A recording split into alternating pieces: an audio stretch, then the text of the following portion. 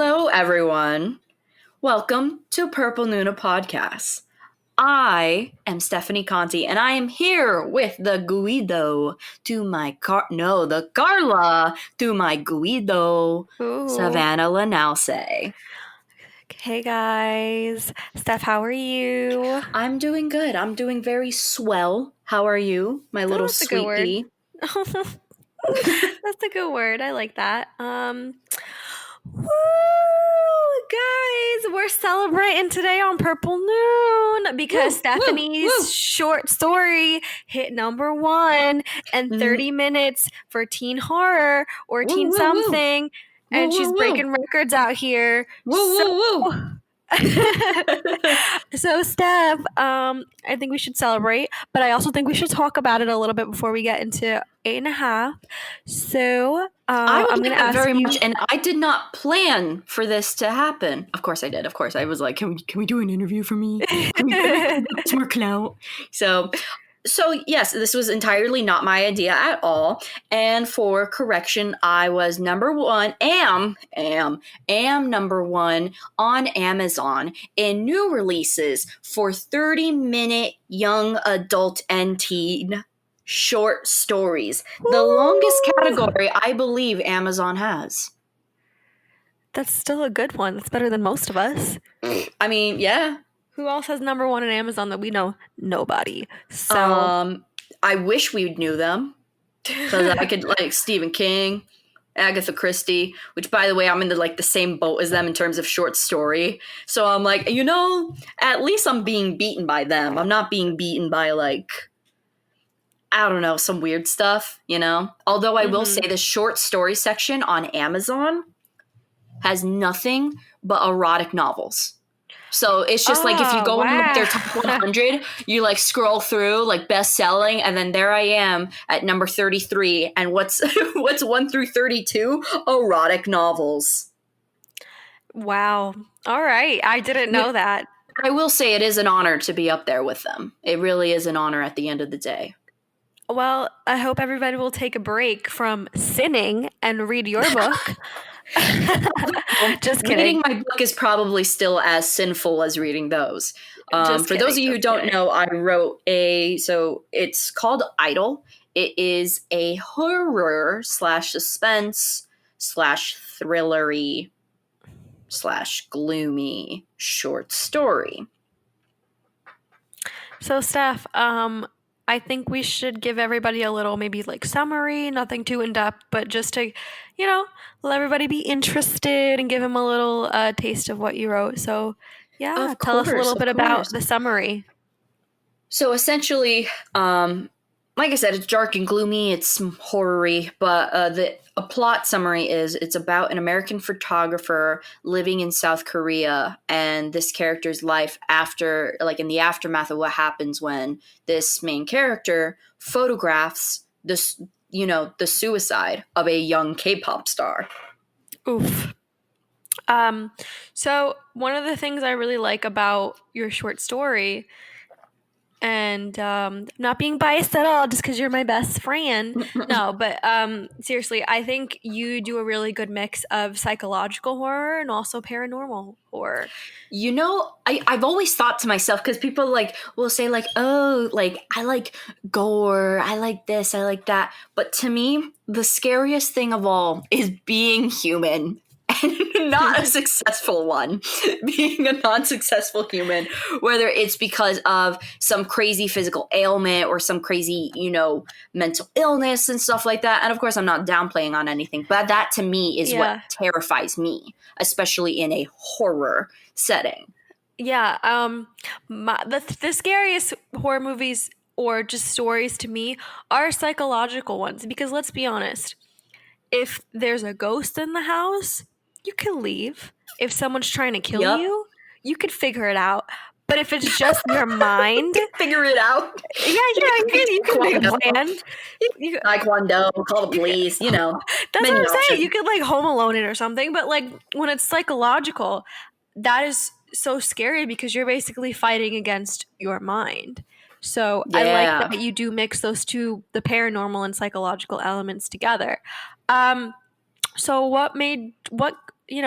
What inspired this idea for Idol?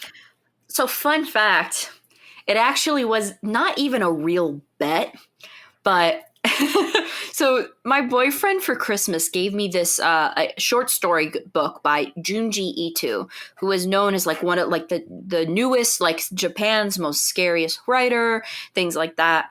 And my boyfriend was like, Stephanie, it's so creepy. I think you'll love it. It's so scary. I read the thing and I'm like, honestly, not the scariest thing. And he's like, what? Like he was like, just couldn't believe it. He was like, are you kidding me? It's terrifying, blah, blah, blah. And I just go, oh, I'll show you. Terrifying. And I made this short story just to spite him, I guess. I was like, here it is. This is what terrifies me. and yes, he did read it, and I don't know. I haven't asked him if he. That's $1 million question I have to ask him if he did actually think that it was scarier than Junji Ito's work that he's known. So I'll have to ask him and come back with an answer for that. But at the end of the day, I was like, "Did you like it?" He's like, "Yeah, but you're a little sick puppy." Like that's his softest and nicest way that he can say, "I'm worried about you." And your mental stability after writing this. Dude, I was shocked. I've known for a long time that you like the dark stuff. No, not that. You like the dark stuff. And I think I do. And it's funny because my dad, out of nowhere today, had found a short story that I wrote in 2010. And he read it out loud. And it was very familiar. And I'm listening to it. And like I could not pin what I wrote because I used to write tons of short stories when I was younger, tons of it. So I couldn't pin exactly which one, and I even couldn't tell if it was me or not. And just pompously, with all the clout, with being number one in that minute category, I just go, I think it's me, but it could have been J.R.R. Martin. And my parents are like, just shut up. Just shut up. Dude, 2010, how old are we, 12? And he read it, and I was like, you guys let me write this when I was 12? like it was called like Stranger in a Strange Place. And it was about a kidnapping. And it was still terrifying even looking back at it. I'm like, and my dad's like, you wrote this when you were 12. I'm like, you should have been nervous. You should have been concerned. But I mean, I turned out okay, I think. Many will disagree after reading Idol, but I feel cool. I think, so I've always liked the creepier stuff in terms of movies and books because I think at the end of the day, that's where we can experience those things. In no way, shape, or form do I ever want to experience a kidnapping, a stabbing, a psychological horror movie. But I feel like those movies, those books, those writings, that's what helps us experience those things without actually putting ourselves in danger or, everything like that. So I've always liked that because I always felt like it gave me some sort of like look into like, I think as humans, we're attracted to the things that we can't experience in life. So that's why I've always been fascinated with like what you wrote. Like it just even in the past year, because you wrote some creepy things. I've always liked it because I'm like, ooh, I get to be scared tonight, but then like nothing happens to me, so. Jesus Christ, I thought I saw a shadow in my room. Oh, I do this shit to myself all the time. My curtain moved and I was like, oh my God. But I'm sorry. But yeah, so with me also, so I will say as a disclaimer, this short story does involve, there's a lot in it. There's a lot of messed up things in there. There's sexual abuse and suicide as the main topic. But with anything, and I do want to make clear, something I want to talk about because I noticed when people did read it that that they didn't necessarily grasp it, at least just from the people who and I was like, did you realize what the point was? And essentially, the concept of suicide here and this whole concept of mashing it with the paranormal was to almost bring a new spotlight to how suicide is viewed. And not to say that suicide is changing, but to give, did you hear that? No. Oh my God, something beeped. I am just freaked out. I freak myself out with my writing. So you have to relax after you write those things. Something just beeped on my computer and it terrified me. Maybe we'll hear it in the audio, maybe not. But I never heard that beat before. Okay, anyways, so I discussed suicide in a way where I wanted people to look at this situation the main character is going through and just kind of see how everything is. It's kind of, it is a, not a moral, it's a different way to view suicide. I think, and I thought I did, and you could chime in and say, well, I don't know about that stuff, like, but essentially I wanted to do a new view on suicide and how it is viewed, and to make it almost more empathetic and to make people understand exactly how suicide feels. Not everyone can relate it just in the, in a normal way, but in a scripted situation like this, I wanted people to understand how this character got so far. Am I making sense? I think I am. Yeah, I think you are. I think I have a very similar interpretation of it. Obviously you're the author, so like if that's what it is, that's what it is. I'm not trying to dispute you at all. Everything But I do write, think, I like to leave it to everyone's interpretation, just because I don't think there's any right or wrong answer in terms of a book or movie.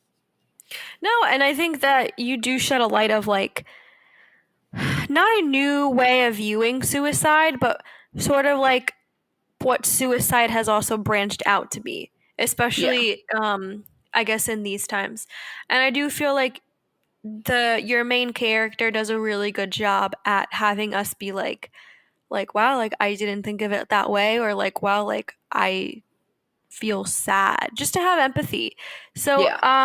the story is extremely scary, but I do feel like it's not just for the purpose of that. Like I think there's a good lesson to learn from this. Yeah. I always try to make, whenever I write, I try to make everything as, despite having a paranormal aspect and despite having things that may seem out of touch, at the end of the day, I wrote this story gender neutral. You don't know if the main Mhm. character is a guy or a girl because it reads as if you're thinking about it, if that makes sense. It kind of reads as you're reading your own inner monologue. So Right. I do that though because I want it to feel, and I don't do that for everything I write. Oh, sorry, I had too much Coke. I'm burping. But I essentially I did it that way because I wanted people to extend their footing in empathy, like give people like almost like like an extra layer of like there's a bridge and then there's like a catch net, and that catch net was making it gender neutral so people can kind of go over that bridge and further assimilate themselves into the story and get this relation from it. I'm very proud of my work, and at the end of the day, I hope you read it. And I mean, I put this out there because I realized that it was missing from the world. And when I realize something is missing, I get this undescribable itch to make it and to put it out there, because I know, to me in my head, that if I don't do it, no one else will. So I thought this was very, to me, this was very important. I don't think it's by far my best work. I think, but at the end of the day, my heart is 100% in it. And I do think, Mm. whether you're reading it for the scare or for what I'm saying, this hidden meaning in, I do recommend reading it. I mean, not just only because it's my own work. I mean, I just think I conveyed a message in there very well. Yeah. Yeah, you guys go check it out. It's about $2-3 on Amazon. It's it takes 30 minutes to read. It's an amazing story. Thank I you. highly recommend it. I And like I liked said, it. I'll have the link I available. had It's a nightmare about 285. it. Yeah, she texted me saying like, I had a dream I was in the story. Yeah. So And it's I'm really sorry you had good. to go through that. But yeah, link will be in the bio. Show some support. And if you do read it and you're listening to this, please go leave a review. Amazon has been a little weird, though, in terms of reviews. So just try it. If you're not able to do it, don't worry about it. But I've been having a hard time with people wanting to put reviews. So give Yeah, it a shot and guys, let me I've know if you tried can. 6 times and they told me I'm blocked now. So if you guys could send a good word out for both of us, that'd be great. Read it. It's awesome. You won't regret it. Thank you. Thank you. All right. And today I'm so happy we're going to be talking about this film, because this film that we're talking about, I relate to immensely, especially now, because the film we're going to be talking about is called 8 and a Half. And Yay. before we get deep down into how I say I relate to this, Eight and a Half is an Italian film by director Federico Fellini and filmmaker, so he wrote and directed. And it stars Marcello Mastroianni, Anouk Ami, Claudio Cardinale, and Sandra Milo. And essentially, it's about a movie director retreats into his memories and fantasies when he does not know what his next project is going to be. So this was a Criterion pick because we do one Criterion every week. I've told Savanna before that this is probably, I think, in my opinion, the best Italian film ever made. What did you think about the film, Savanna? Yeah, so it was my first time watching it, which is surprising because I'm a big Marcello fan, the Italian Marcello. king. But honestly, it was probably one of the best Italian films. You're right about that.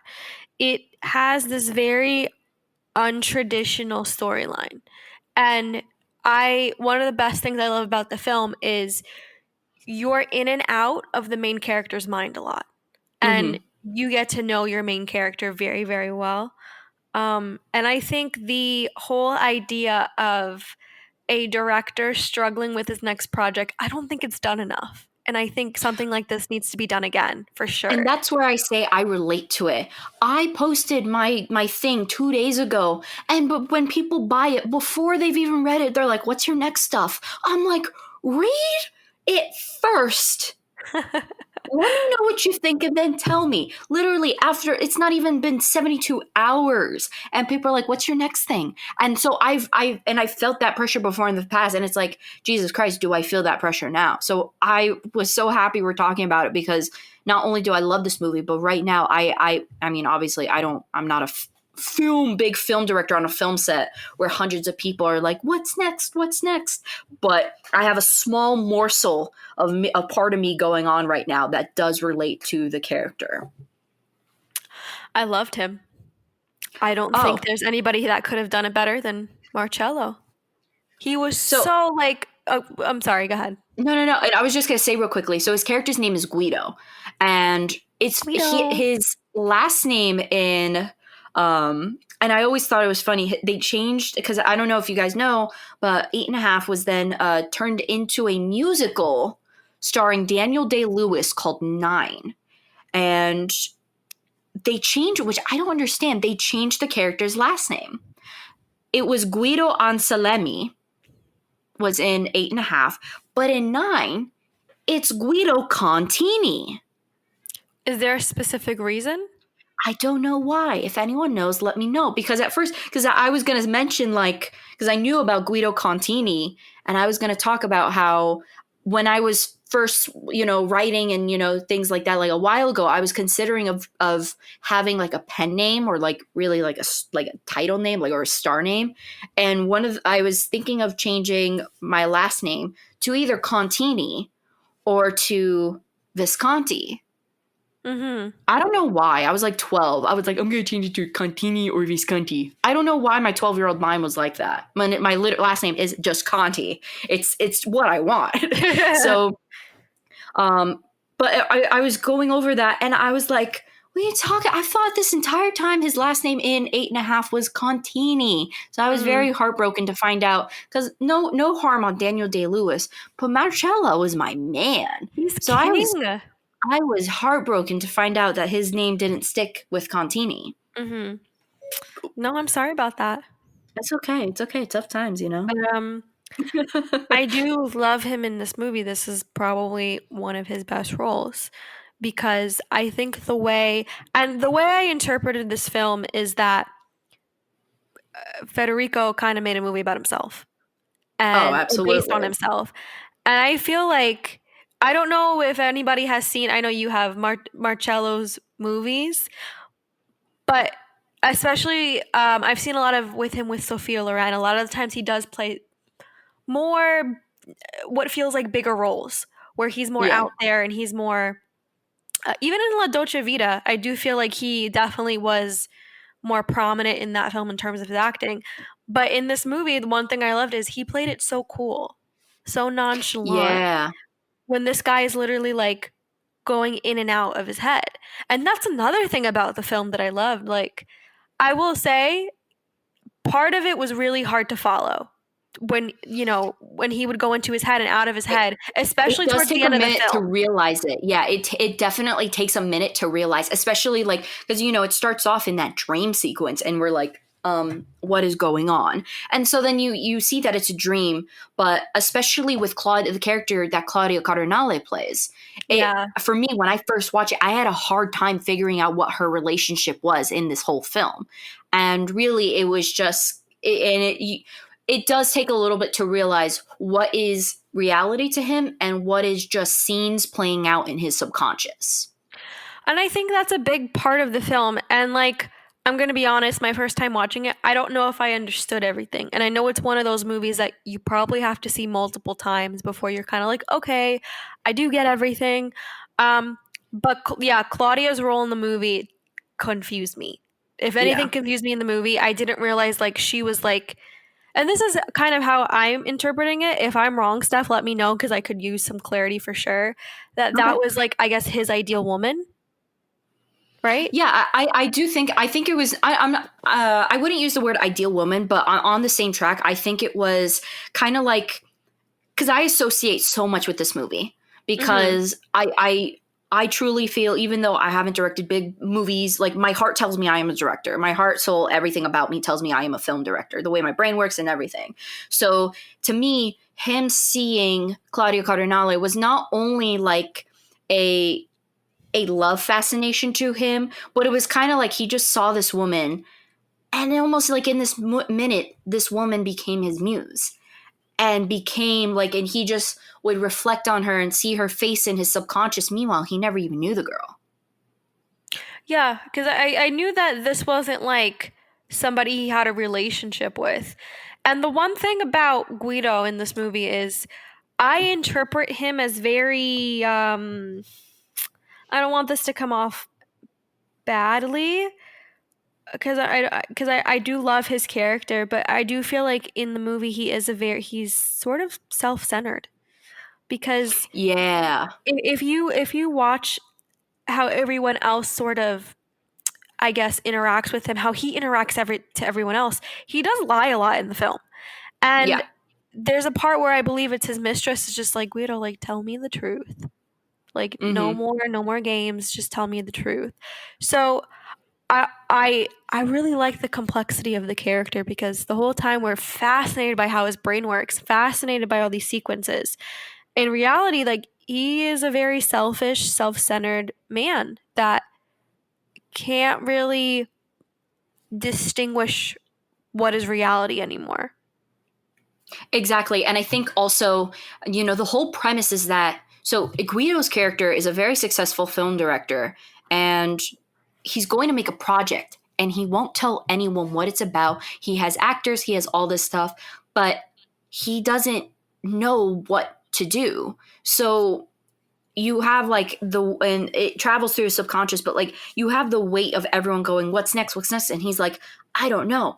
But he really doesn't have the capability of saying I don't know because people expect so much from him. And there's even Yeah. a point in the film where they're like, we have been working on this for 4 months already.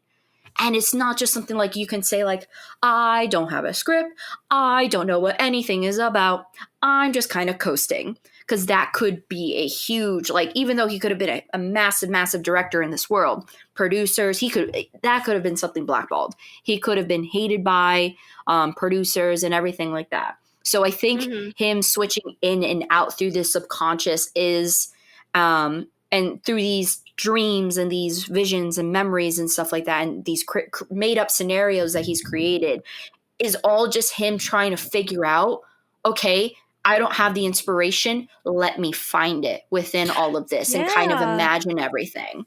That's a good point because most of his fantasies, if you notice, I saw it as like, okay, so everybody in his fantasy are his muses because his parents show up at one point, and then his ex-wife shows up at one point, and then his lover, the Claudia Card, all these people show up, and I feel like it was just sort of everything that's ever inspired him in his life or in Yeah, his and I think fantasy. it's also very reflective. I don't know too entirely much about Federico Fellini's personal life, but it does feel very reflective. Um, Yeah, it feels Like like a very personal film. yeah, I mean, the title is called 8.5 because he had done prior 8 movies and 1 short film. That is why the film is called 8.5. So I think, without a Oh, doubt, cool. saying it is reflective. I don't know if all the characters, especially the mistresses and stuff like that, I don't know how true they were. Um, but I thought, even today, as someone like me who wants to direct and wants to create these pictures, it is so on point with a director's mindset. At least it's very on point with how I carry my own thoughts, especially when I am writing. So Mm, I just love that interpretation and how solid it is, and really how timeless his interpretation has been. yeah.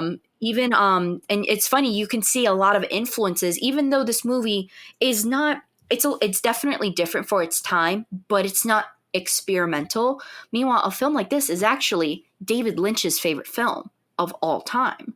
And when you hear that, you can just see the influence. Like, Mm-hmm. you can immediately go, oh, especially Well, with yeah. the beginning scene.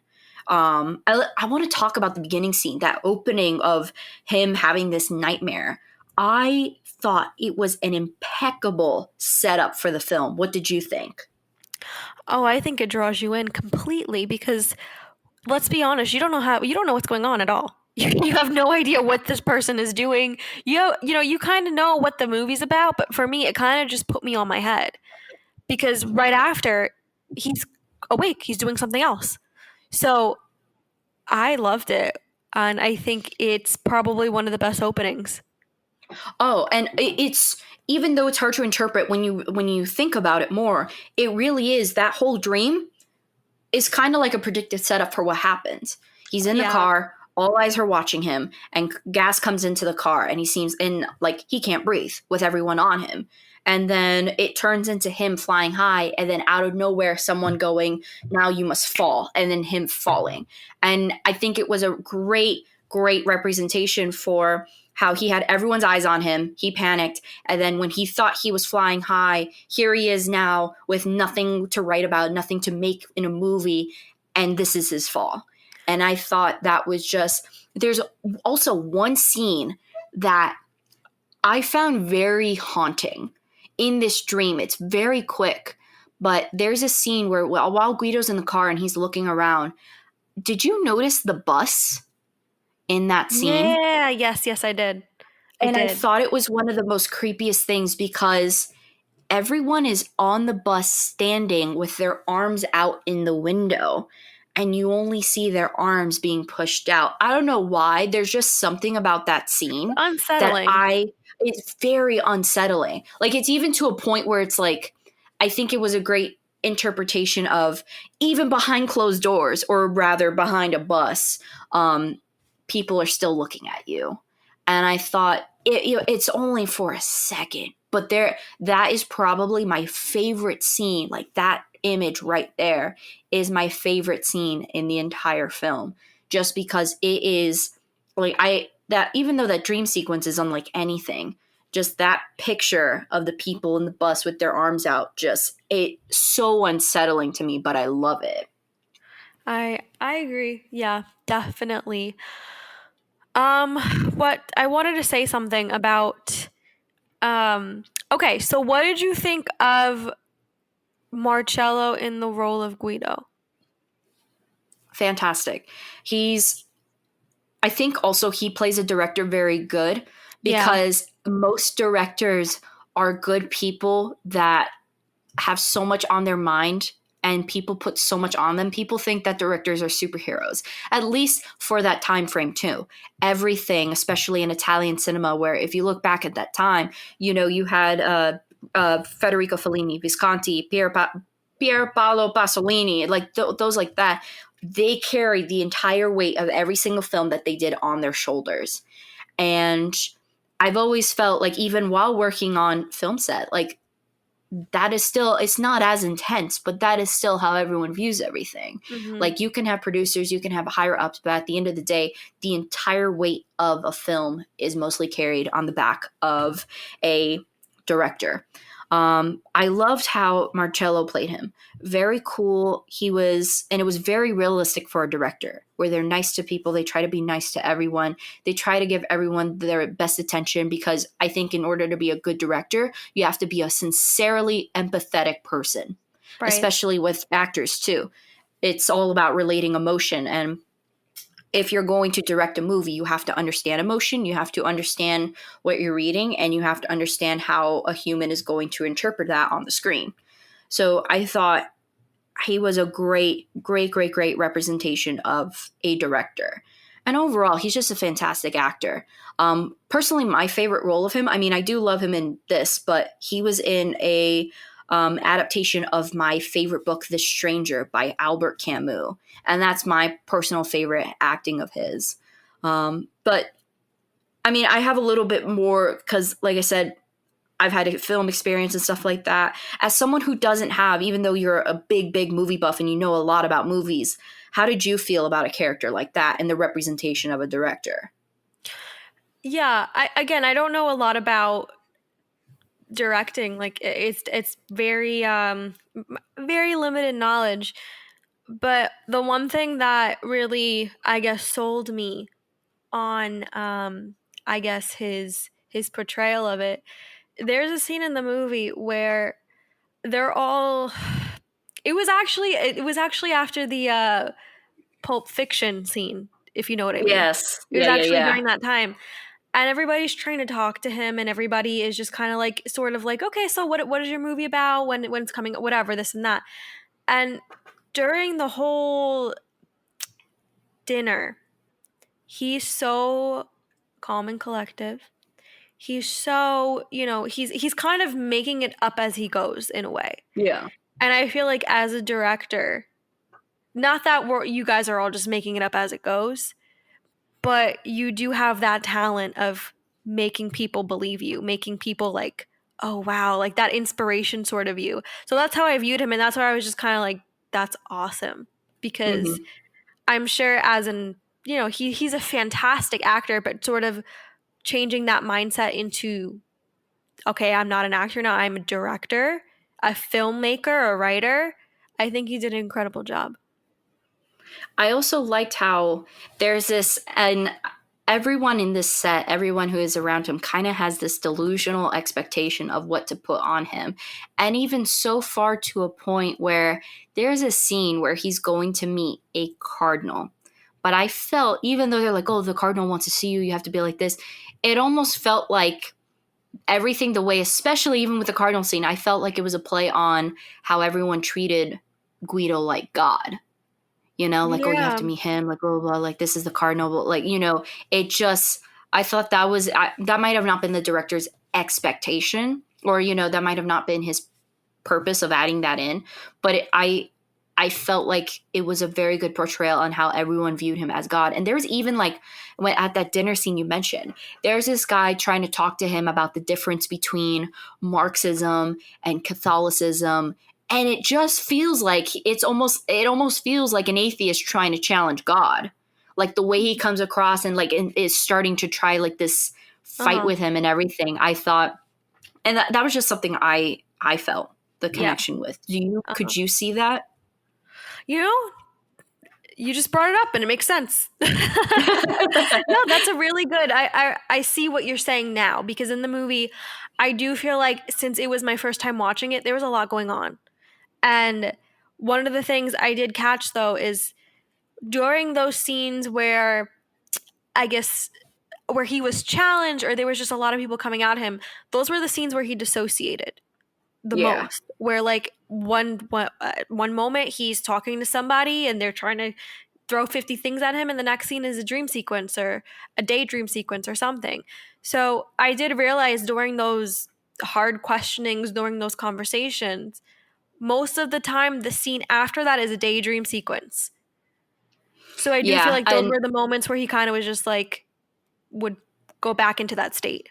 would dissociate immensely. Yeah. What's funny? I just wrote, because I think also Anuka Me did a great job, and even the woman who plays Carla, I thought those two women, the mistress and the wife, played Yeah.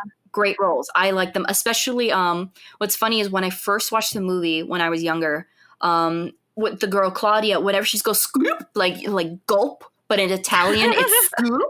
I used to all the time, like I would pet like my dog, like go from his forehead to his nose or from like his chest to his neck, and I would go scoop. Like I would do that for years to my dogs, and I just had to talk about it because it just at the time watching it, I was like, what the heck is scoop? And I looked up and it's like it's the Italian version of gulp, and I just thought it was so funny. But one of the things I wrote here was there's the character. Oh, wait, hold on. I got to look at her name real quick. Gloria. I just wrote Gloria was cracked out because she was the most intense person in that film.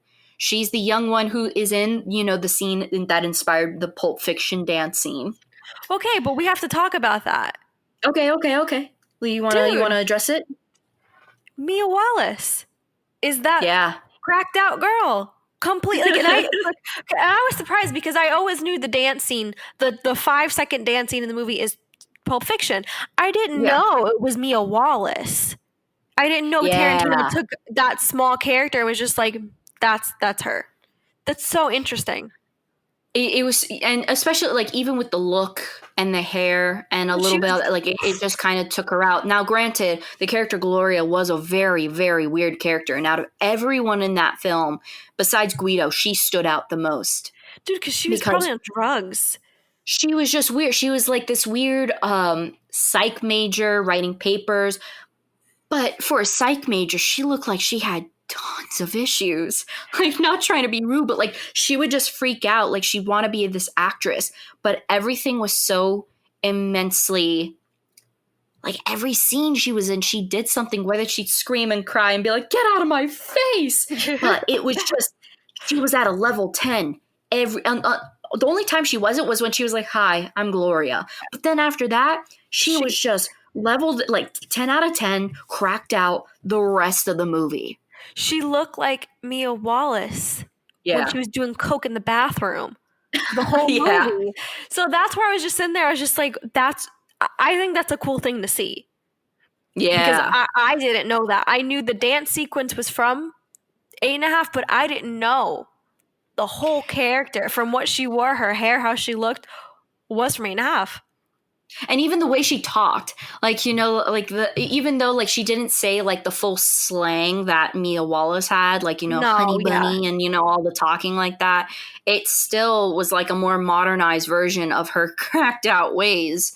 But I even though that character was weird, I enjoyed it. I mean, it definitely added this bizarre sense to the entire film just with her. Like every scene she came in, I was like, oh my god, what's next? She's doing a weird little dance by herself and saying like I can't remember exactly what she said, but it would just be as weird as like going like, I feel like a butterfly, and then like just doing like some weird dance. She was a weird character, but I did enjoy her a lot. Yeah, she brought some life to the film. So I want to talk to you about this one scene. Okay. One of the dream sequences before we move on. And it's pretty early on in the movie where Guido has a sort of a vision of his parents. Mm-hmm. And he hugs his mother, and then his mom goes to kiss him, and when he pulls away, it's his ex-wife. Do we have any feelings about what that means? Because I was just kind of like, oh, mommy issues? Well, I don't know. I didn't know what it meant. Alert. Mommy issue alert. Because I was like, oh, that's because I just felt like the dream sequences, especially that one, were very, very on purpose. Well, I also questioned myself because here's the thing. Because I thought that too, but remember, he has flashbacks to when he was a kid and his mother wasn't there. So I wondered if this woman who he kept seeing as his mother was not his mother, but what he thought would have been, because every time I think like she was like over his grave, like in one sequence, and was like, oh, my son, my son, my son. Meanwhile, when he was a little boy, you didn't see that. You saw him sleeping in what I thought was an orphanage. Yeah. So I like it was definitely confusing. It was something that like he wanted, or maybe I thought it was something he found in his ex-wife, and that's what that meant. And then also, so in that scene, like, because they kind of replay the memory of him in the orphanage, and I could be wrong about orphanage. That's just what I'm assuming. Right. But they replay that, but then with all the women in his life, and who do you see? His wife is playing the role of the caretaker that he had in this orphanage. Yeah. Is it his wife or his ex? No, I think it's his wife, right? Am I Yeah, wrong it's with his saying wife. ex? Okay. All right, it's his It's wife. his wife, but she takes this. I think it also is just a representation of, usually in anyone's life, their mother is stereotypically the mother is the representation of how to grow, and I think he would imagine his wife not in like a creepy way to be No, no, his no. mom, but like in a way where it's like she was the biggest figure in his life and put him on this track because it seemed like they were together before he became a big director. So that Yeah. is what I thought was the little difference, was that she was kind of like also in a similar way, like kind of making her home, like a Yeah. representation of home. Just like a substitute for the love that he never gotten, or like she showed him what love was. So that's kind of how I interpret that. But again, I do feel like there were a lot of heavy symbolisms in a lot of the, you know, what I want to say it's daydreams. Is that correct? Like daydreams, dreams. Yeah, daydreams. Yeah, I think that's And a really good example. I think this movie is very like there it has a lot to it, and I definitely want to watch it again in the future because I don't think I caught everything for sure. Yeah, there's a lot. There's a lot. I think it's like a 2.5 hour film, but there's a lot to this, especially with those dream sequences, because there's no, obviously there's no title that says like this is a dream. Like there's none of that. You just gotta kind of figure it out as along the way.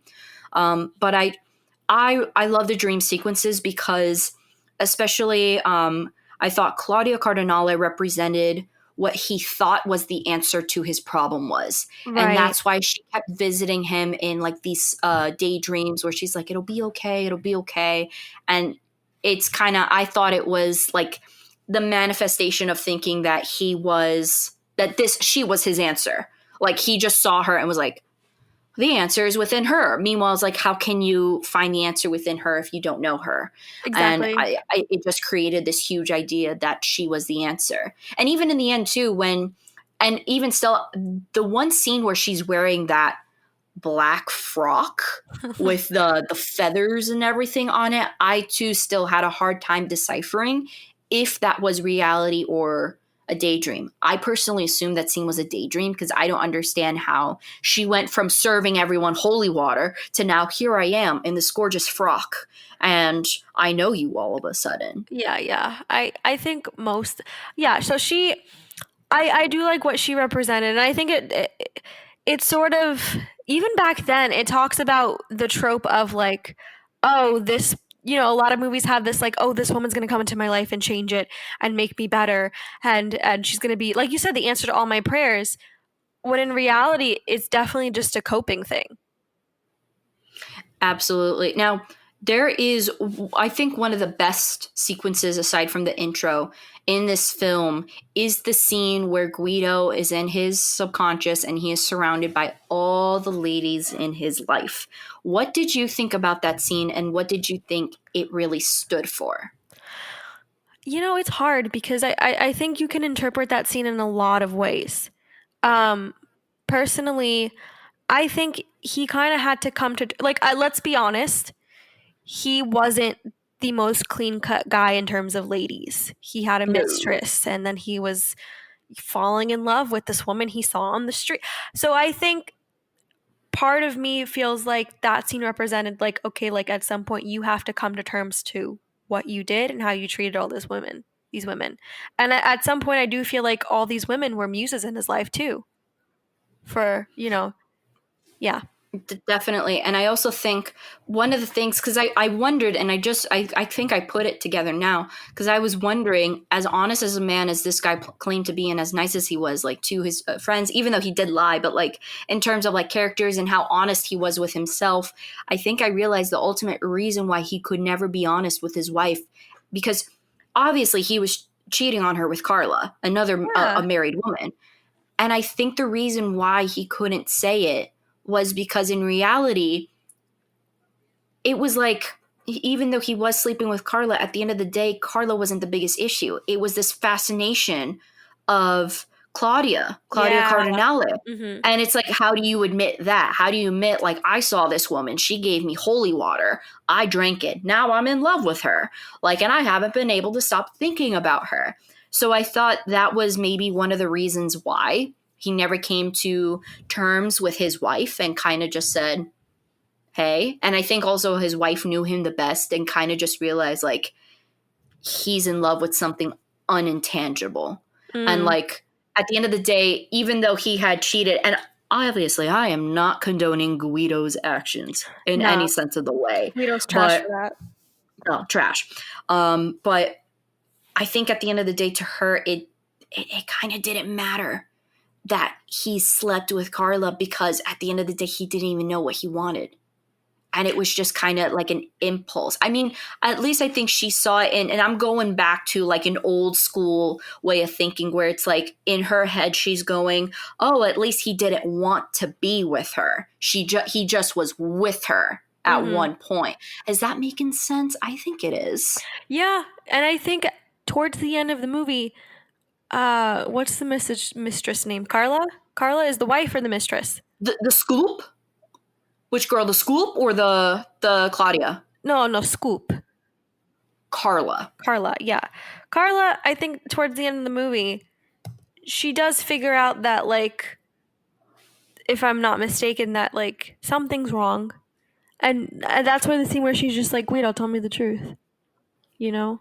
And, like, Yeah, she's you thinking feel it's bad for her in a way. She's trash too because she's cheating, but, like, she really is just there. yeah. And I think also she's kind of at a point where she's like, oh, she's thinking you were sleeping with me because you missed your wife. Meanwhile, like I had said, I think he couldn't even tell her because it wasn't even that. It was this idea, this floating idea of Claudia Cardinale's character, which, by the Mm. way, fun fact, she's like one of the most billed characters in that list, like most billed actors, and she's only in it for less than 8 minutes. Well, she was a big name back then, right? She was in something else Yeah, before that. she was in a lot of Italian films. She was in a lot of Visconti films. Yeah. Um, The Leopard and Rocco and His Brothers, to name a few. She was beautiful too. Hmm. Like stunning. So I also think the scene where it kind of recreates his life in this orphanage, I thought was fantastic. And obviously, everyone has their own interpretation to this, but this is what I thought that entire scene meant, because it was a Mhm. nice, hearty, long scene. Not only did it show his relationship with women, it really Right. mostly pinned in on the fact with how he thought they viewed him. Mm. So Okay.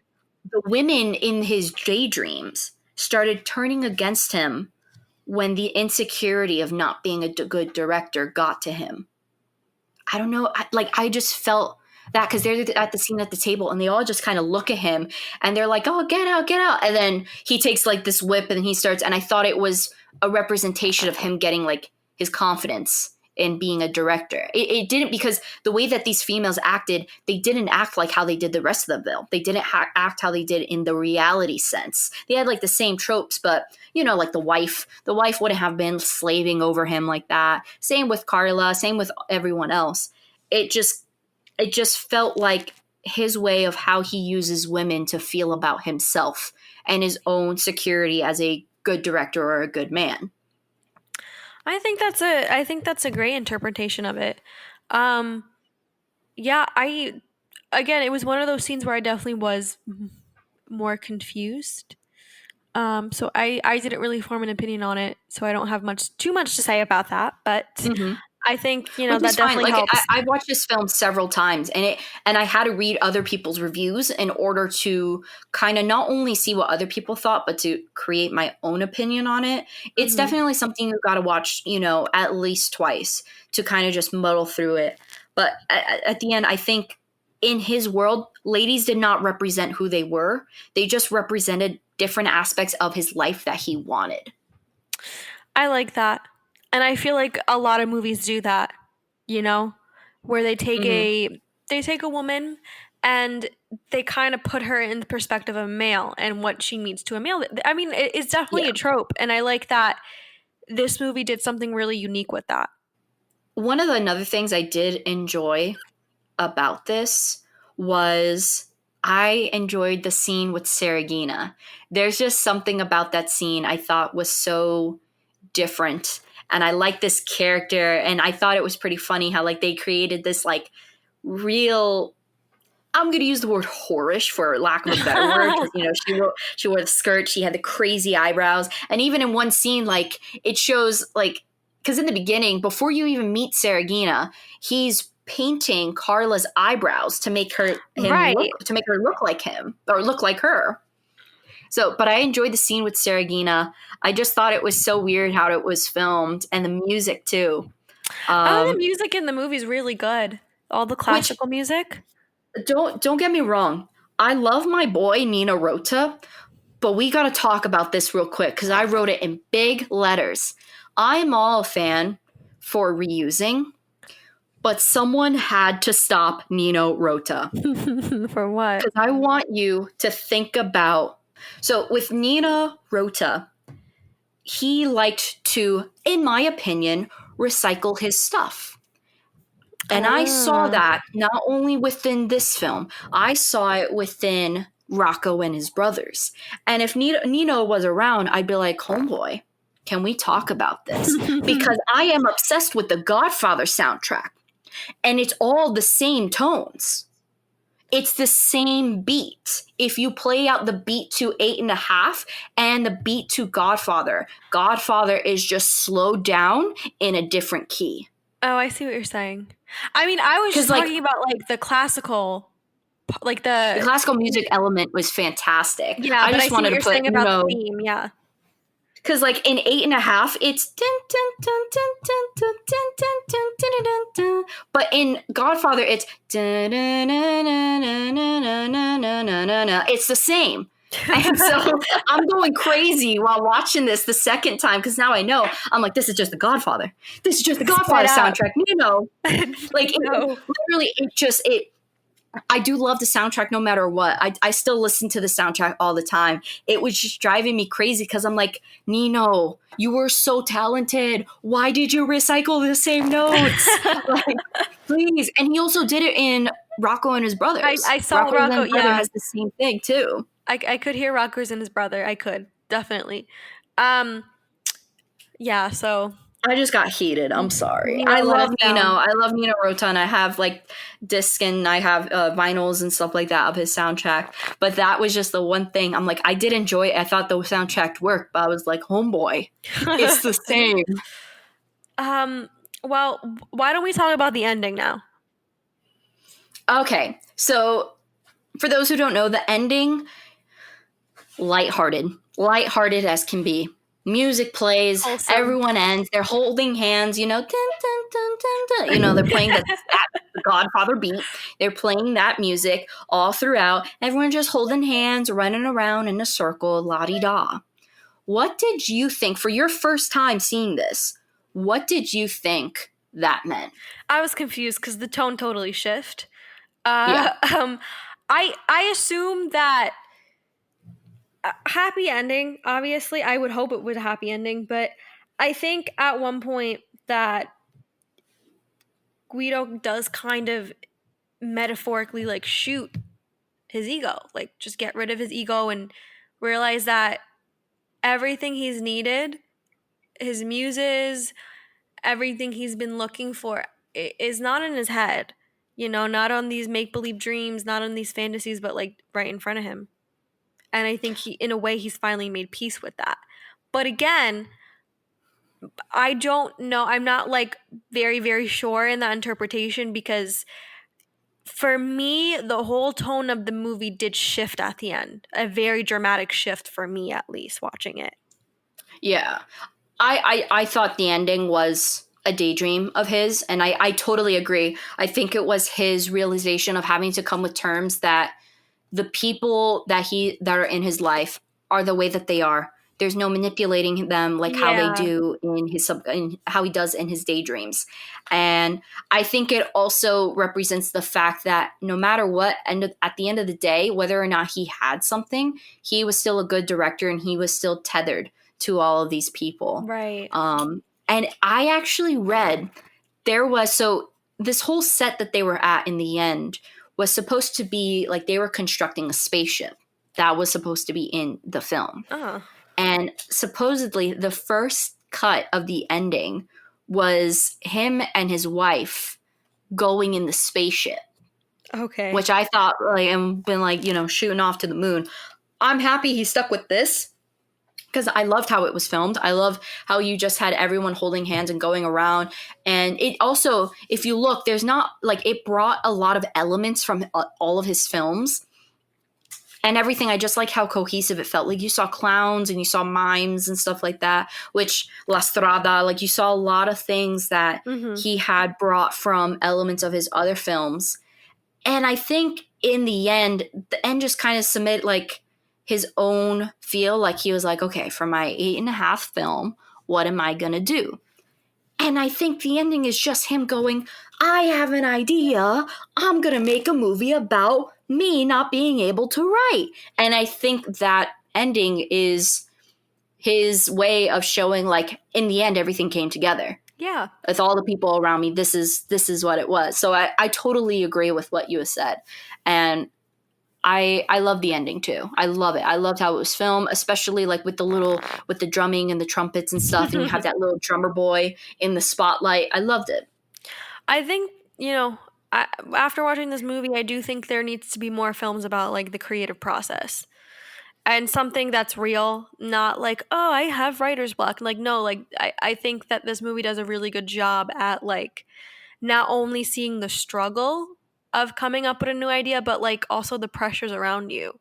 Because you don't, at least I haven't seen a movie like this ever that goes The into only such one would be detail. 9, which would have been the musical adaptation, which I I'm never saw sorry, it.